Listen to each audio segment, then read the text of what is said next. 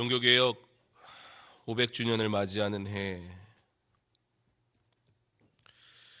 어떻게 하면 종교개혁 500주년을 의미 있게 맞이할까?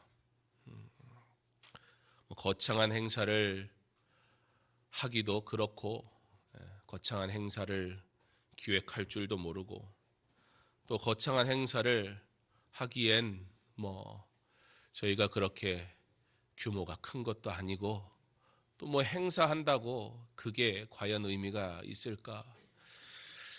종교개혁은 뭐 하는 거였나? 종교개혁 가운데 굉장히 중요한 것 중에 하나가 무엇이었냐면 강단의 회복이었습니다. 말씀으로 온전히 선포되고, 말씀이 하나님이 뜻하신 바대로 선포되어지는 것. 그것이 바로 종교개혁의 이유였습니다. 그래서 종교개혁자들과의 대화라는 주제를 가지고 그런 책이 있거든요. 그 책을 가지고 그 책에 나와 있는 많은 주제들을, 그 책은 조금은 강의 형식이지만 그 말씀의 형식으로 우리가 말씀을 가지고 소화해서 수요예배 시간에 함께 나누면 좋겠다, 그런 생각으로 말씀을 연구하고 설교하는 것, 그게 가장 우리가 종교개혁을 의미 있게, 그리고 종교개혁의 목적에 부합하게 종교개혁 500주년을 기념하고, 또 종교개혁에 대해 우리가 의미 있게 또 하루하루를 보낼 수 있는 날이겠다 생각이 들어서 종교개혁자들과의 대화라는 주제로 함께 말씀을 계속해서 나눴습니다. 3월 8일 출애굽기 3장 12절 말씀, 교회와 예배라는 제목으로 우리 송순호 목사님이 첫 시간 설교하면서 시작된 종교개혁자들과의 대화는 어느덧 오늘까지 정확하게 딱 7개월, 그리고 오늘을 마지막으로 마무리하려고 합니다. 좋으시죠? 예. 예.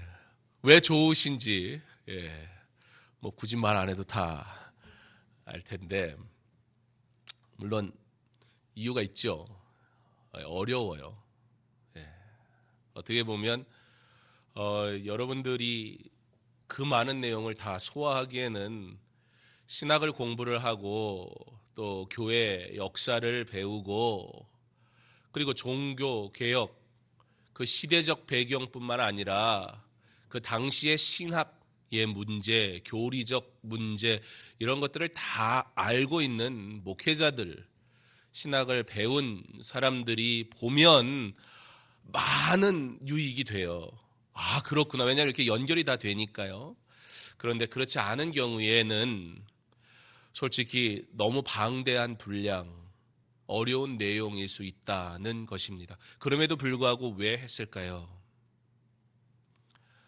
그만큼 이 시대가 말씀을 잘 모릅니다.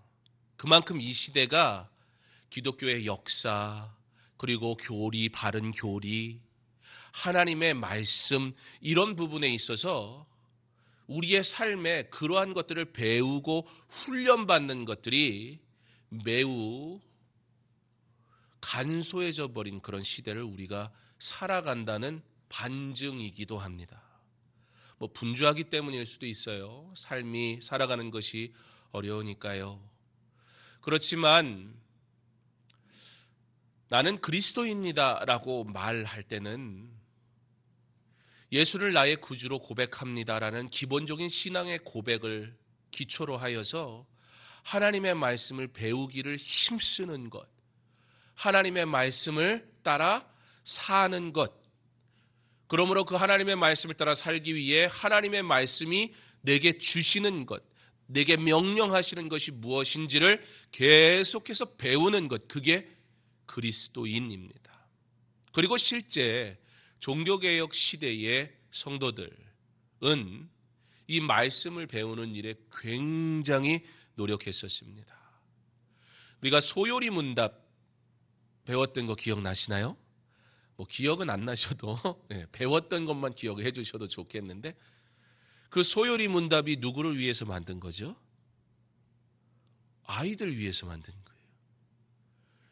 그러니까 대요리 문답이 있는데 그게 너무 내용도 더 많고 어려우니까 그거를 조금 더 간소화시킨 게 소요리 문답이고, 그래서 아이들에게까지 그 말씀을 온전하게 교리를 가르치기 위해서. 근데 우리는 솔직히 그것도 굉장히 버거운 내용입니다.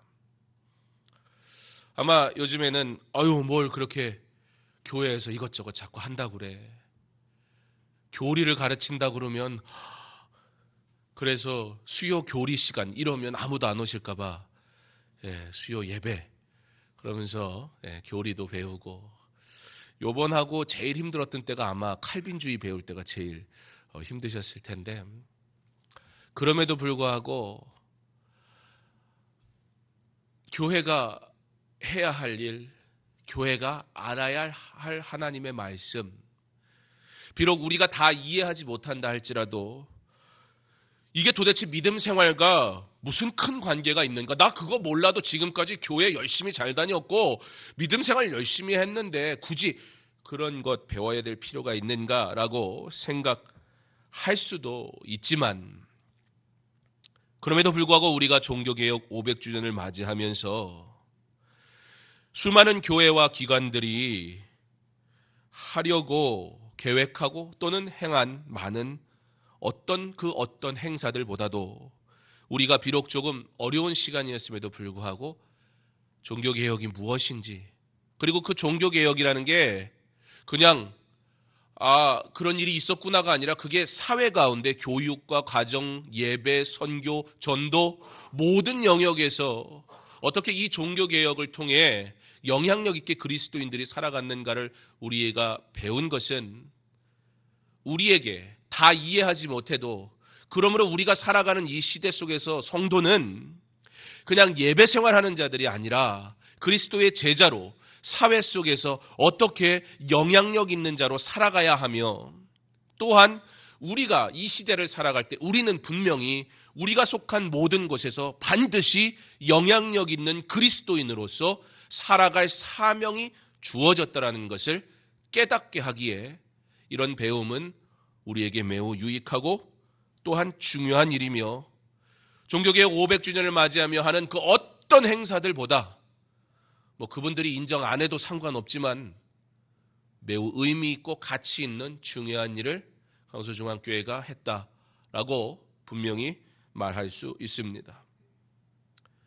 왜냐하면 종교개혁은 그 종교개혁이 일어날 때 그 어떤 권력이나 힘으로 했던 것이 아니었습니다. 세상의 권위나 정치적 능력 가지고 한 것도 아닙니다. 우리 흔히 그런 얘기 하거든요. 정치력을 발휘해야 된다고. 사람 사는 데에서 정치력을 잘 발휘해야 안 될 것도 된다고. 그러나 세상의 일은 그럴지 모르지만 하나님의 일은 정치력으로 되는 것이 아닙니다. 하나님의 일은 바른 말씀이 있는 그곳에서 역사하는 줄 믿으시기 바랍니다. 성도에게 주시는 회복, 성도에게 주시는 은혜, 교회를 통해서 일하시는 하나님의 모든 일들은 반드시 그가 명령하신 그 말씀대로 순종할 때 하나님의 뜻이 이루어지는 것입니다. 그래서 종교개혁은 단순했어요. 바로 말씀으로 돌아가는 것이었습니다. 종교개혁이 그리고 가능했던 이유, 그 종교개혁을 계속 이루어갈 수 있었던 이유, 바로 바른 말씀의 교육이었습니다. 교육은 그래서 종교개혁에서 매우 자연스러운 방법이었습니다. 그래서 이 수요 예배 시간을 통해서 여러분들에게 그 하나님의 말씀을, 실제 종교개혁을 통해 교회가 변질된 모습을 어떻게 변화해 가는가, 그 일 가운데 어떻게 종교개혁이 이루어갔는가 여러분들에게 교육함을 통해서 좀 더 실제적인 신앙생활을 할 수 있도록 여러분을 하나님 앞에 더 가까이 나오게 하는 일을 위해서 이런 교육을 행했던 것입니다. 실제 루터와 칼빈 등 종교개혁자들, 그들은 어떤 사람이었습니까? 하나같이 그런 종교적 권위를 가지고 있었던 사람들은 아니었다는 거예요. 이 종교개혁 놀라운 일을 이루었는데 그들을 하나같이 이렇게 보고 있으면 그들이 어떤 사람들이었는가? 그들은 물론 성직자이기는 했지만 그럼에도 불구하고 그들은 권력자나 어떤 행정가가 아니었어요. 정치력을 가지고 어떤 그들의 권위를 가지고 무언가를 바꾸는 사람들이 아니었고 그들은 교회의 교사였고 학자였습니다. 종교개혁은 그렇게 하나님의 말씀이 우리에게 무엇이라 말씀하시는가? 교회의 참 모습은 하나님의 말씀으로 비추어 볼 때 어떠해야 하는가라는 사실을 먼저 자신들이 배우고 확신한 바를 가지고 믿는 자들에게 가르치는 일을 할 때 진리가 선포되니까 그 진리가 선포되는 현장에 하나님의 놀라운 역사가 나타나다라는 겁니다. 그러므로 그들의 학문은 단순히 교리라는 신학이라는 부분에 머무르지 않고 학교에서 사람들을 가르치는 자들로 기독교는 무엇인가, 그리스도인들은 어떻게 살아야 하는가, 그 정체성을 형성시키고 성경적 세계관을 가르치는 교사였습니다. 여러분, 이것이 굉장히 중요합니다. 성경적 세계관, 이것을 제대로 배우지 않고 믿음 생활을 하니까요, 자기 마음대로 성경을 해석해요. 말씀을 들어도요, 왜 변화가 안 나타나요? 내가 가지고 있는 나만의 진리라는 것이 있어서요, 성경이 진리라고 말하는 것이 무엇인지 그걸 알아야 되는데 그거를 모른 채 세상적인 세계관과 지식을 가지고 하나님의 말씀을 들어버리니까 예수를 믿긴 믿어요. 그러나 삶에 실제적인 변화가 별로 나타나지 않아요. 하나님이 우리에게 명령하시는 바가 무엇인지 명확하게 알지 못하니까 내가 수용할 수 있는 것까지만 듣고 그 정도로 행해요.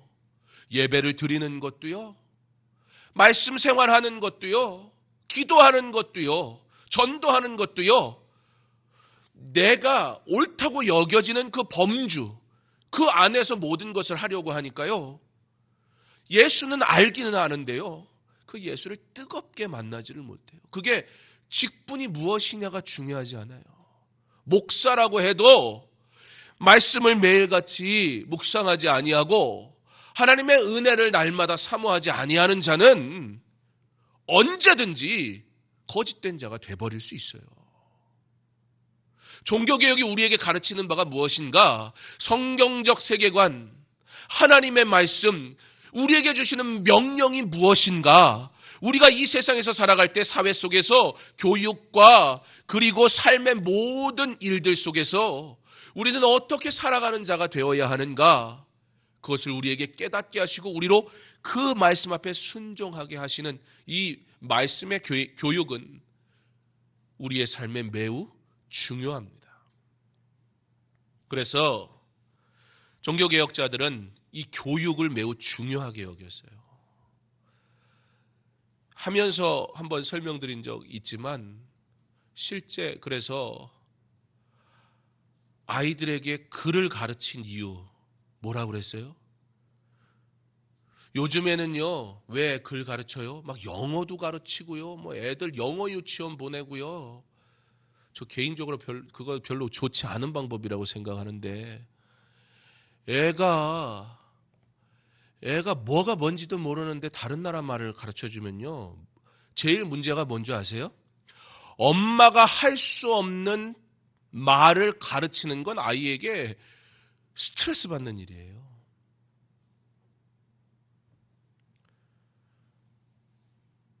우리 큰애가 여기 있지만 제가 제 욕심에 영어를 좀 가르쳐 보려고 그랬어요. 딱 태어나자마자. 제가 영어를 하는데 제가 얼마나 그 눈물을 머금고 배운 영어인데요. 뭐 유학 간 것도 아니고 다른 나라에 쫓기듯 가서 갈 데가 없으니까 학교가. 얼떨결에 기숙사 들어가서 아무도 한국말 할 줄 모르는데 처음에는 누가 뭐라고 그러니까 나중에는 막 스트레스 받으니까요. 다 나한테 욕하는 것 같더라고요. 앉았는데 하나도 못 알아들어요. 그래서 제가 열심히 수학 공부를 했어요. 제일 영어가 없는 게 그거더라고요. 제가 한국에 있을 때 수학을 되게 싫어했거든요. 제가 수학에 재능이 없어요. 저희 아이들이 저를 좀 닮은 것 같아요. 제가 언어 이런 데는 조금 재능이 있었는데 수학에는 별로 재능이 없었어요. 그래서 저희 집 애들이 수학을 못 받아도 전 절대 뭐라고 하지 않습니다. 제 잘못이. 아이가 공부를 못합니까? 바로 여러분의 잘못입니다. 애를 잡지 마세요. 야, 넌 누굴 닮아서 답을 알면서 왜 그런 말을 해요? 그 아이가 잘할 수 있는 것. 근데 그 일을 하기 위해 좀 부족한 것도 열심히 해야지요. 당연히. 열심히 안 하고 못하는 건 맞아야 되고, 열심히 했는데 못 맞는 건 사랑해줘야 되는 거고. 영어를 가르치려고 그랬더니 저희 큰애는 좀 자기 주장이 세거든요. 분명해요. 하고 싶은 말을 딱 해요. 아빠, 내가 못 알아듣는 말 하지 말래요. 왜냐하면 주변에 아무도 하지 않는 말인데 왜 내가 영어를 배워야 되냐는 거예요. 일리가 있더라고요.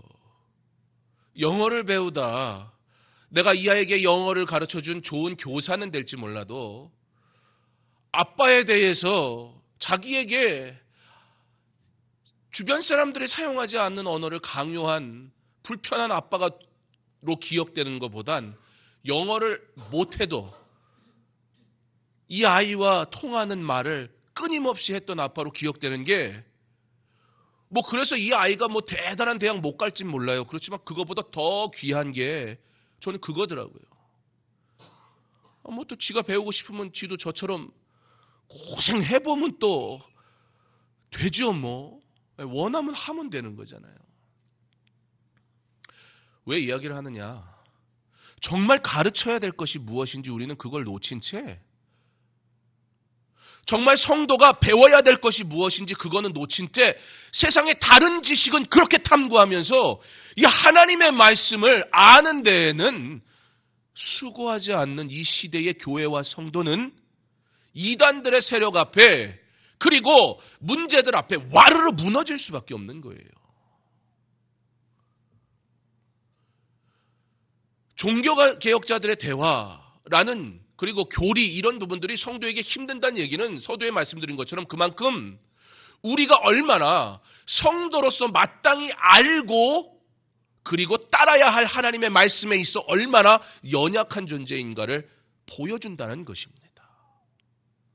우리의 자랑은 하나님의 구원에 대한 이야기이기를 간절히 원합니다. 우리의 관심은 십자가의 그리스도가 부활하시고 다시 오실 그 놀라운 하나님의 일이기를 간절히 원합니다. 그거보다 더 내 지식을 자랑할 것이 없기를 바랍니다. 이것은 단순히 목회자가 알아야 할 일이 아닌 성도라면 누구나 알아야 할 하나님의 말씀임을 믿으시기 바랍니다. 그래서 우리 아이들 데리고 같이 예배 드리는 거예요. 주일학교 다 좋았는데 아무래도 전도사님들 이렇게 주일학교보다 목사님들 모시기에는 교회가 재정적으로 감당이 안 되잖아요. 그러니까 학교를 다니는 전도사님들 모셔서 파트로 이렇게 하다 보니까 또 그분들이 계속 있을 수가 없으니까 교역자가 자꾸 바뀌니까 제가 가만 보니까요. 주일학교 12년 다녔는데요. 성경 한 권을 제대로 설교를 들어본 적이 없어요. 왜냐하면 교역자가 계속 바뀌니까 설교가 자꾸 반복돼요. 요즘에는 PPT, 그림으로 보여주다 보니까 모든 사람이 그림을 다 만들 수 있는 재능이 있는 게 아니어서 그런 자료들을 활용을 해버리다 보니까 이 교회 저 교회 듣는 설교가 다 뻔해요. 하나님의 말씀을 온전히 다 배워야 되는데 그게 안 되더라고요. 가만 생각해 보니까 그 누구 잘못이에요? 전도사님들 잘못이 아니에요. 제 잘못이에요. 목사 잘못이에요. 담임 목사. 그 아이들에게, 왜냐하면 여러분은 적어도 계속 다른 말씀을 듣잖아요. 아이들에게 그 말씀을 들려주고 부모가 함께 같은 말씀을 듣고, 그리고 어떻게 해야 돼요? 여러분이 들은 말씀, 자녀와 함께 들은 말씀을 가정에서 가르쳐야 돼요. 어릴 때부터 하나님의 말씀이 무엇인지 알려줘야 돼요. 종교개혁자들이요, 그것을 위해서 목숨 걸고 순교했던 거예요. 당시에 사제들만 라틴어로 되어 있는 성경을 읽으면서 성경의 의미를 전혀 알려주지 않고 오히려 저들이 읽을 수 없는 라틴어는 고급 언어였고 매우 학식이 높은 자들만 사용하는 언어였기 때문에 일반인들이 라틴어를 배울 수도 없었고 배우겠다고 해도 허락도 안 해줬고, 그러니까 당연히 성경을 읽을 수 있는 사람은 사제들밖에 없었어요. 높은 교육, 당시의 최고의 학문은 신학이었기 때문에 최고의 학문을 다루는 사람들만 읽을 수 있었던 라틴어로 쓰여진 성경을 가지고 그들이, 근데 사람이 부패하니까 어떻게 해요? 왜곡시키기 시작하는데, 금요예배 때도 말씀드렸지만 땡그랑 면죄부라는 걸 줬어요. 그리고 그거에 대해서 루터가 반박하면서 95개조 비텐베르크 성당 문 앞에다가 그거를 딱 적으면서 오직 의인은 믿음으로 말미암아 살리라. 하나님이 구원하시는 것이지 누구든지 예수 그리스도를 믿는 자들을 구원받는 것이지 사람의 행위나 어떠한 그런 물질에 의한 것으로 인해서 우리가 구원받는 것이 아닐진데 왜 당신들은 잘못된 것을 가르치느냐, 이러면서 종교개혁이 시작되었던 것이에요. 뭐예요? 바로 말씀이었어요. 바른 말씀, 그 말씀이 매우 중요했었습니다. 그런데 우리는 우리의 자녀들에게 삶에 그 하나님의 말씀을 가르치는 일에 얼마나 시간과 물질을 들였습니까? 그걸 떠나서 문제가 뭐예요? 나도 잘 몰라요, 성경을. 내가 이 성경을 보면서 내가 설명해 줄 수가 없어요.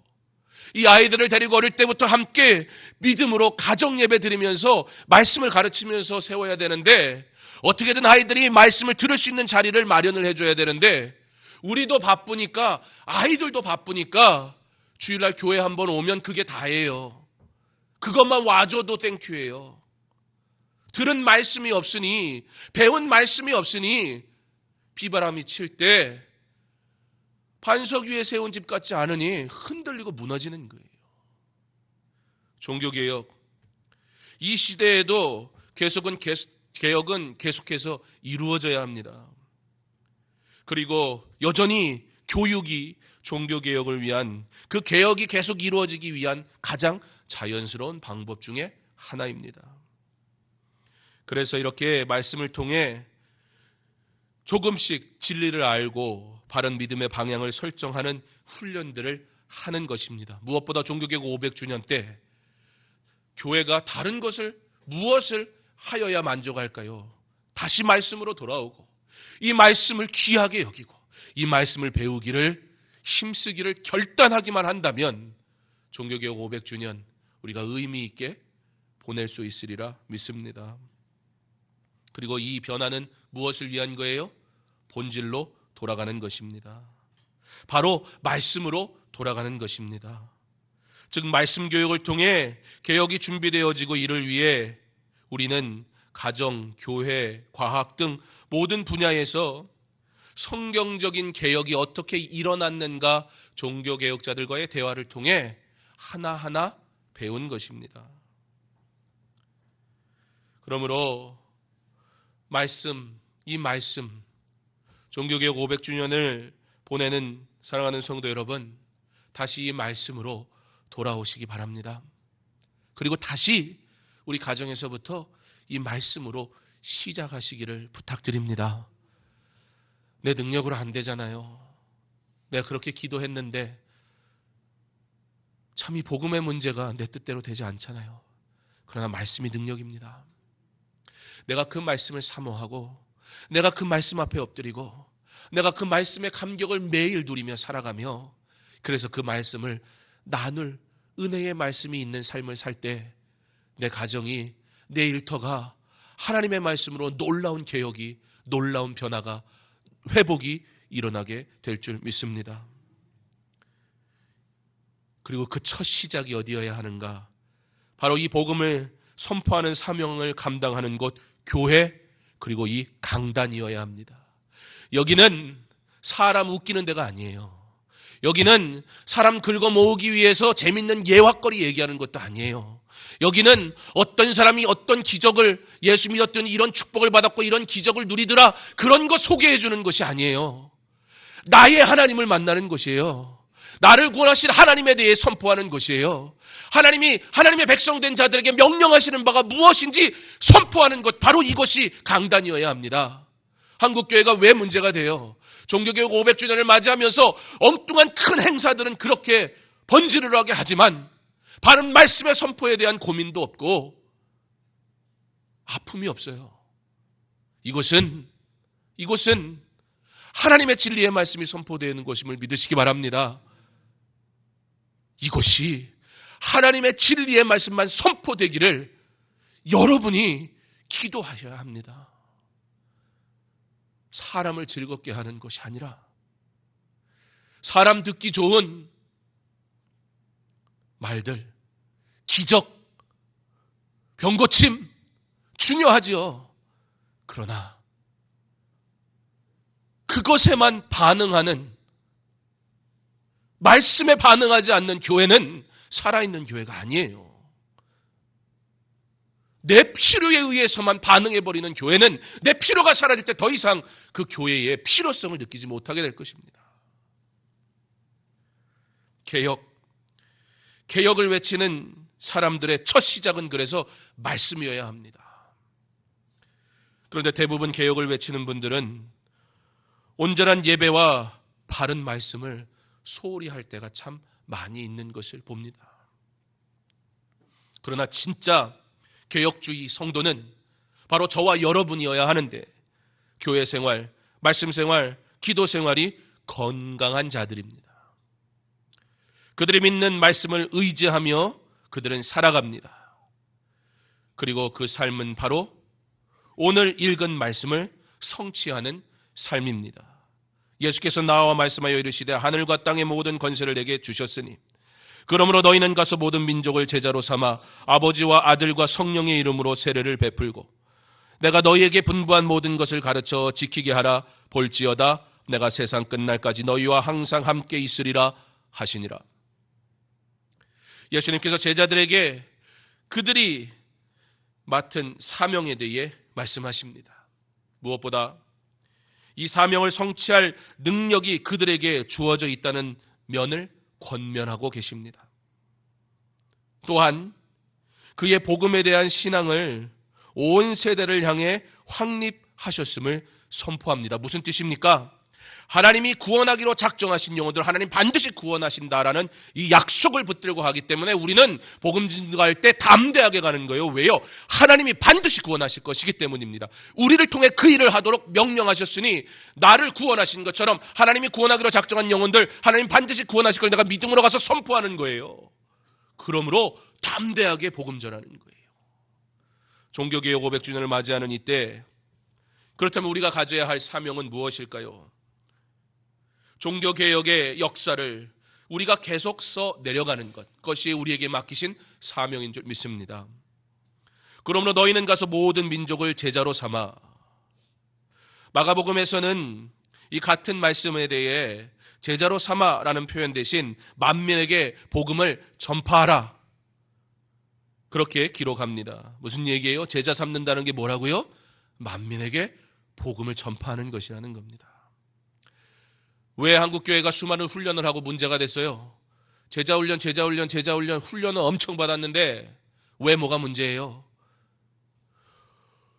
영혼 구원하는 제자가 돼야 되는데 성경적 지식만 가득 찬 제자가 돼버리니까 누구보다 앞장서서 논쟁하는 자가 돼버리고 말았어요. 제자 삼음, 우리에게 허락하신 이 복음 증거의 귀한 사명, 제자 삼아서 세례 주고 제자 삼아서 주님의 명령 가르치고 제자 삼아 하나님의 말씀을 지키게 하는 것, 그게 바로 우리에게 맡겨주신 하나님의 명령입니다. 종교개혁 500주년 그 이후는 그래서 제자되어 제자 삼는 증인의 삶을 살 뿐만 아니라 제자되어 주님의 명령을 따라 순종하고 그 말씀을 지키는 일에 힘써 복음 증거자로서의 삶을 살아가는 자 될 때 우리는 종교개혁 500주년 그 이후를 하나님의 뜻하신 바대로 살아가는 종교개혁자들의 후예일 수 있을 것입니다. 그런데 그 일을 종교개혁자들에 비추어서 우리가 생각하면 너무 부담스러울 수도 있어요. 내가 어떻게 루터처럼, 내가 어떻게 스빙글리처럼, 내가 어떻게 칼빈처럼 그렇게 종교개혁을 할 수 있느냐? 그런데 여러분, 서두에도 잠깐 언급했지만 루터가 종교개혁을 어떻게 시작했어요? 오직 의인은 믿음으로 말미암아 살리라. 이 말씀이 루터를 감동하셨어요. 그리고 저는 면죄부라는 이름으로 돈을 뜯어내기에 혈안이 되어 있는 종교 지도자들을 향해서 이것은 하나님의 뜻이 아닙니다. 이것은 하나님의 바른 말씀의 선포도 아닙니다. 라고 말하면서 95개 반박문을 비텐베르크 성당 문 앞에다가 딱 붙인 거예요. 근데 루터는 딱 거기까지. 루터가 이거 아니야. 잘못됐어. 그래 내가 이 목숨 한번 바쳐서 종교개혁을 이루어야지 이러고 시작한 게 종교개혁이 아니라는 거예요. 루터는 하나님이 주신 감동대로 하나님의 말씀이 그렇게 말씀하시고 있지 않으니 자기가 성직자 된 그 사명 따라 이것은 하나님의 말씀이 아닙니다. 바른 하나님의 말씀은 이것입니다. 라고 말하고 싶은 것뿐이었어요. 종교개혁? 자기의 인생이 그렇게 어려워질 줄 생각도 못했고요. 루터가요. 당시에 요즘 이발소도 그렇게 하겠지만 수염 깎아주잖아요. 수염 뭘로 깎아요? 이만한 칼로 깎잖아요. 이렇게 한 거고 이렇게 가면 큰일 나는 거예요. 그런 근데 웃자고 하는 얘기는 아니었는데 루터가 그런 위협을 받았어요. 당시에 루터를 죽여야겠다고 생각하는 사람들이 있었어요. 그렇잖아요. 캐톨릭 측에서 보면 이거 죽일 놈인 거예요. 자기네 치부를 다 드러내버렸잖아요. 그러나 국가 자체가 종교였기 때문에 국가와 종교를 향해 반역행위를 한 이 자를 죽이는 건 매우 의로운 일이라 생각하는 사람도 있었다는 거예요. 그래서 루터가 다니던 이발소가 따로 있었어요. 목 안 그을 사람. 이거 뭐 순식간인데요. 실제 이렇게 하잖아요. 그만큼 루터가 힘들었어요. 너무 힘들어가지고 하나님 못하겠습니다. 그러면서 루터가 어떻게 했냐? 그럼에도 불구하고 왜 루터가 하나님께서 귀하게 사용하셨는가? 매일 2시간씩 기도했어요. 그는요, 누구보다 말씀을 연구하고 잘 알았던 사람이었어요. 그러나 동시에 그는 기도하는 사람이었어요. 이 시대의 문제가 뭐예요? 영성이라는 이름으로요, 기도하는 시간은 이만큼이면서 말씀 있는 시간은 이만큼밖에 안 되는 성도들. 내가 뭐라고 구해야 될지, 뭐가 하나님의 뜻인지 말씀을 통해서 깨달아야 되는데 그걸 알지 못해요. 건강한 신앙적 균형이 없으니까 문제가 엄청나게 생겨요. 그러니까 자꾸 신비주의적인 것들에만 관심이 있어요. 영성이 기적이 일어나는 게 영성이라고 생각하지만 청교도들은 영성을 무엇이라고 표현하느냐? 경건이라고 표현해요. 경건. 성경책 딱 끼고 다니는 경건이 아니고 하나님 앞에 내가 죄인됨을 고백하며 겸손하게 낮아짐으로 하나님이 맡기신 사명 앞에 충성을 다하는 자, 예배를 사랑하고 사모하고 하나님의 말씀이 진리인 줄 믿음으로 그 말씀 따라 순종하며 살아가는 자들. 영성은 방언을 하는 게 영성이 아니고 영성은 병 고치는 게 영성이 아니에요. 성령의 일은 그렇게 신비주의적인 것에 국한되어져 있지 아니하고 영성은 경건한 성도의 삶에 나타나는 모습들입니다. 지금 이 시대가 왜 문제예요? 그런 거에만 관심이 있어요. 그런 거 하면 막 몰려들어요. 그러니까 그런 것만 하려고 그래요. 실제 제가 들은 얘기예요. 대한예수교 장로회 합동 측에서 신앙생활을 한 분이 집사님이셨다가 목사님이 됐는데 신학교를 우리 교단으로 안 왔어요. 누가 그랬대요. 장로교는 막 그런 걸 안 하기 때문에 그러면 교회가 부흥을 안 한다고. 제가 어느 신학교를 갔다 이러면 그 신학교를 또 지적하는 게 되는 거니까 그 말은 안 하겠지만, 그래서 다른 신학교를 가서 그 얘기를 직접 하시더라고요. 그분이 저한테. 무슨 얘기를 듣고 싶어서 그러시나 제가 할 말이 없더라고요. 도대체 부흥이 뭐고 믿음 생활이 무엇입니까? 말씀이 없는 믿음 생활, 종교개혁의 의미가 아니었어요. 하나님의 뜻도 아니었습니다. 루터의 계획이 거창하지가 않았어요. 자기는 자기가 주어진 위치에서 자신에게 마땅히 해야 할 것 같은 일을 그냥 했을 뿐이에요. 그랬는데 종교개혁이 걷잡을 수 없이 막 확산되는데요. 루터도 감당이 안 되는 거예요. 목숨이 위태로우니 얼마나 힘들었겠어요. 너무 힘들게 하니까 하나님 못하겠습니다. 너무 어려워요. 매일 2시간씩 기도하다가 그래서 루터가 작정합니다. 너무 힘들어서 하나님 오늘부터 내가 3시간씩 기도하겠습니다.